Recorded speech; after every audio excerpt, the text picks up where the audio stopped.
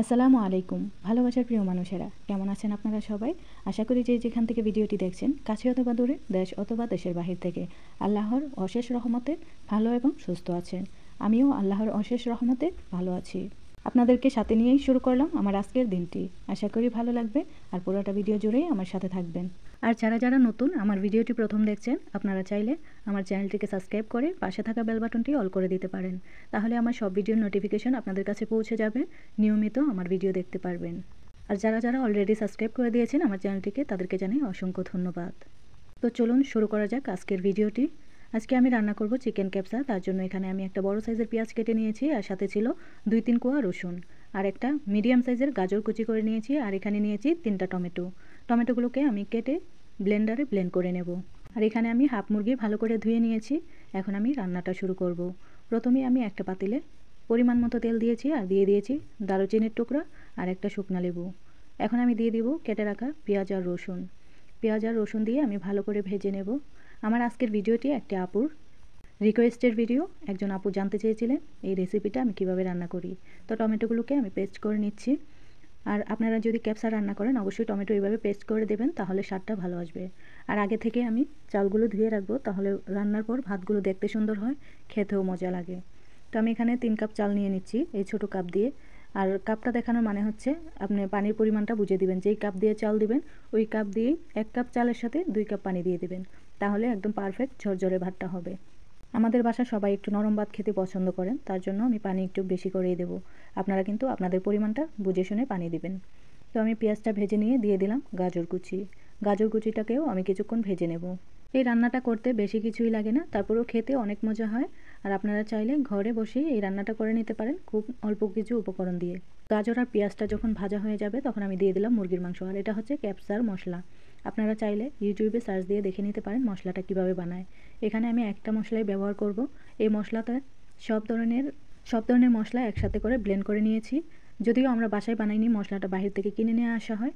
তো আপনারা চাইলে ইউটিউবে সার্চ দিয়ে দেখে নিতে পারেন কীভাবে বানায়। তো টমেটোর পেস্ট দিয়ে যখন অনেকক্ষণ বলক উঠে যাবে, তখন হচ্ছে আমি এখানে পরিমাণ মতো পানি দিয়ে মুরগিটাকে সেদ্ধ করে নেব আধা ঘন্টা। এখন আমরা অপেক্ষা করব মুরগিটা সেদ্ধ হওয়া পর্যন্ত। এখানে পরিমাণ মতো লবণ দিয়ে পানিটা দিয়ে আমি হচ্ছে একটু নেড়ে নিয়ে প্রেশার কুকারটাকে ভালো করে লাগিয়ে আধা ঘন্টা রান্না করে নেব। তো চলে আসবো আধা ঘন্টা পর। তো চলুন দেখি আধা ঘন্টা পর আমাদের মুরগিটা একদম সেদ্ধ হয়ে গেছে। এখন আমি মুরগিটাকে উঠিয়ে নেব। মুরগিটা উঠিয়ে আমি ওভেনে দিয়ে দিব। আর যাদের কাছে ওভেন নেই, তারা হচ্ছে একটা তাওয়াতে অল্প পরিমাণে তেল দিয়ে ভেজে নিতে পারেন লাল করে। তো পানিটাকে আমি হচ্ছে বলক উঠিয়ে নেব, আর আগে থেকে ধুয়ে রাখা চাল দিয়ে দিব। এখানে আমি 2টা কাঁচামরিচ আর ক্যাপসিকাম দিয়ে দিলাম। আপনারা চাইলে আপনাদের পছন্দ মতো মরিচ দিতে পারেন। আমাদের বাসায় কেউ ঝাল খায় না, তার জন্য আমি 2টা মাত্র কাঁচামরিচ দিয়েছি। তারপরে হচ্ছে বোটাটা ফেলে দেইনি। আর পানিটা যখন এরকম শুকিয়ে যাবে, চুলাটা ডিম করে দিয়ে 10 থেকে 15 মিনিটের মতো রেখে দিলে রান্নাটা একদম পারফেক্ট হয়ে যাবে। তো এখন আমি দেখে নেব মুরগির মাংসের কী অবস্থা। তো মুরগির মাংসটাও একদম হয়ে গেছে। এখন আমাদের খেতে একটু লেট হবে, তার জন্য আমি কি করব, মুরগির মাংসটাকে ভাতের উপর দিয়ে দেব, তাহলে আর শক্ত হয়ে যাবে না বা ঠান্ডা হয়ে যাবে না। ভাতের উপর দিয়ে এভাবে ঢাকনাটা দিয়ে দিলে ভাতের যে ভাপটা আছে, ওই ভাপে মুরগিটা একদম নরম হয়ে থাকবে, আর হচ্ছে ঠান্ডা হয়ে যাবে না, গরম থাকবে। তো আমার রান্নাটা হয়ে গেছে, এখন আমরা হচ্ছে খাওয়া দাওয়া করব। তার জন্য আমি খাবারগুলো বেড়ে নেব এখন। আমাদের বাসায় দুপুর 2টার ভেতরে রান্নাটা শেষ করে ফেলতে হয়, কারণ হচ্ছে আমাদের বাসায় 2জন ডায়াবেটিসের রোগী, ওনারা হচ্ছে টাইম টু টাইম খাবার খায়। 2টা বেজে গেলেই চলে আসে খাওয়ার জন্য। তো 2টা বেজে গেছে, আমি খাবারগুলো বেড়ে নিচ্ছি। তো ওনাদেরকে আমি খাবার দিয়ে আসছি, আর এটা হচ্ছে আমার খাবার। এখন খাওয়া দাওয়া করব। প্রতিদিন এই টাইমটা হলেই চোখে ঘুম চলে আসে, কারণ প্রতিদিন খাওয়া দাওয়া করে দুপুরের পর 2 ঘন্টা ঘুমাই। এই জন্যই অভ্যাস হয়ে গেছে, মানে খাবারের টাইম হলেই চোখে একা একাই ঘুম চলে আসে। তো তাড়াতাড়ি আমি খাওয়া দাওয়া করে নেব। খাওয়া দাওয়া করে তো সাথে সাথে রুমে যাওয়া যায় না। খাওয়া দাওয়া করার পর কিছু কাজ থাকে, ওগুলো শেষ করে তারপর রুমে যাওয়া লাগে। তার জন্য আমি এখন খাওয়া দাওয়া করে নেব। আর আজকে রান্না করেছিলাম পাট শাক। তো পাট শাকের রেসিপিটাও আমি আজকে শেয়ার করিনি, কারণ হচ্ছে ভিডিওটা অনেক বড় হয়ে যাবে এই জন্য। তো আপনারা চাইলে আমার চ্যানেলে পাট শাকের রেসিপিটা দেওয়া আছে, দেখে নিতে পারেন। তো পাট শাক দিয়ে এই ক্যাপসাটা খেতে কিন্তু খুবই মজা, আমার কাছে ভীষণ ভালো লাগে। আর এই দেশে সৌদিয়ানরা কিন্তু হোটেল থেকেও যদি ক্যাপসা কিনে নিয়ে আসে, সাথে অবশ্যই পাট শাকও নিয়ে আসে। এই দেশের হোটেলগুলোতেও এইভাবে পাট শাক রান্না করে বিক্রি করে, খুবই ভালো লাগে আমার কাছে। কিন্তু আমার কাছে সবচেয়ে ভালো লাগে ঘরে রান্না করাটা। হোটেলেরটা একদমই ভালো লাগে না, একদম পানসা পানসা থাকে আর একদম পাতলা থাকে। তো আমরা যেহেতু ঘরে রান্না করি, ঘন করে রান্না করি, খেতে ভালো লাগে। তো খাওয়া দাওয়া শেষ করে আমি হাতের কাজ শেষ করে চলে যাব ঘুমাতে। আর দুপুরের টাইমটাতে কী হয়, আমাদের বাসায় আমরা 3জন মানুষ, 3জনই দুপুরে খাওয়া দাওয়া করে একদম মানে ঘুমাতে চলে যায়। বাসায় আর কেউ থাকে না যে আছে না যে খাওয়া দাওয়া করার পর বসে বসে গল্প করব, এই সেই না, এরকম না, সবাই যার যার মতো চলে যায় ঘুমাতে। এই জন্য আমারও অভ্যাস হয়ে গেছে। আর আমার অভ্যাসটা না আসলে এখান থেকে হয়নি, আমার অভ্যাসটা হচ্ছে অনেক আগে থেকেই। আমি প্রতিদিন দুপুরে 1 ঘন্টা অথবা 2 ঘন্টা ঘুমাইতাম, তো আমার অভ্যাসটা হয়ে গেছে। এর জন্য আমি একদিন যদি দুপুরবেলা খাওয়া দাওয়া করে না ঘুমাই, আমার অনেক মাথা ব্যথা করে। তো যাই হোক, খাওয়া দাওয়া শেষ করে চলে গেছি ঘুমাতে। তো ঘুম থেকে উঠে চলে আসলাম কিচেনে। তো আজকে ভাবতেছিলাম যে অনেক দিন হয়ে গেছে বিকেলে কোনো নাস্তা বানানো হয় না, আজকে কিছু একটা বানাবো। তো আজকে আমি কি বানাবো ভাবতে ভাবতে মাথায় আসলো যে মুসাবিব বানাই। এটাকে আরবিতে মুসাবিব বলে, আবার পেনকেকও বলা যায়। তা আরবিয়ানরা মানে এখানে যারা আছে সবাই এটাকে মুসাবিবই বলে। তো আপনারা যদি চান এটার রেসিপিটা আমি অন্য একদিন দিয়ে দেবো, আজকে সময় ছিল না তাই পুরোটা মানে ভিডিও নিতে পারিনি। তো আমি এখন ডোটা রেডি করে নেব। ডোটাকে আমি ব্লেন্ডারে ব্লেন্ড করে নিয়েছি সব কিছু দিয়ে, এখন আমি বানিয়ে নেব।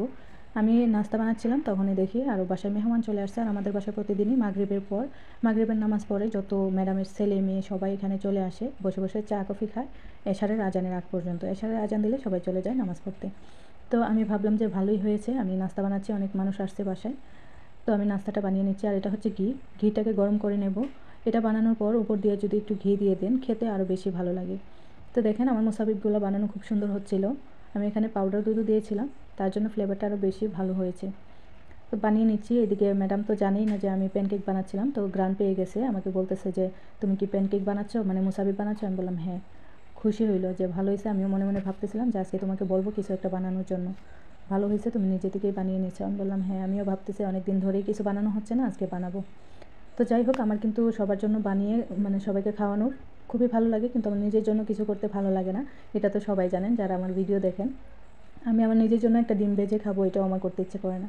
তো যাই হোক, আমি প্যানকেক বানানো শেষ। আমি হচ্ছে এখানে কফি বানিয়ে নিলাম। একবার কফি বানিয়ে দিয়েছিলাম, অনেক মানুষ এই জন্য শেষ হয়ে গেছে, আবারও বানিয়ে নিলাম। আর এদিকে আমার বানানো শেষ, প্যানকেকটাও বানানো শেষ, এখন আমি দিয়ে আসবো। তো এটার সাথে হচ্ছে মধু আর হচ্ছে ঘি মিশিয়ে এটা লাগিয়ে লাগিয়ে খেলে আরও বেশি ভালো লাগে। তো আমি একটু দিতে চাইছিলাম, দেখি যে মধু শেষ হয়ে গেছে, অল্প একটু মধু ছিল, এটাই আমি দিয়ে আসলাম। তো যাই হোক, কথা বলতে বলতে চলে এলো বিদায়বেলা, এবার বিদায় নিতে হবে। আমার ভিডিওটি কেমন লাগলো অবশ্যই কমেন্ট করে জানাবেন। সবাই ভালো থাকবেন, সুস্থ থাকবেন। আল্লাহ হাফেজ।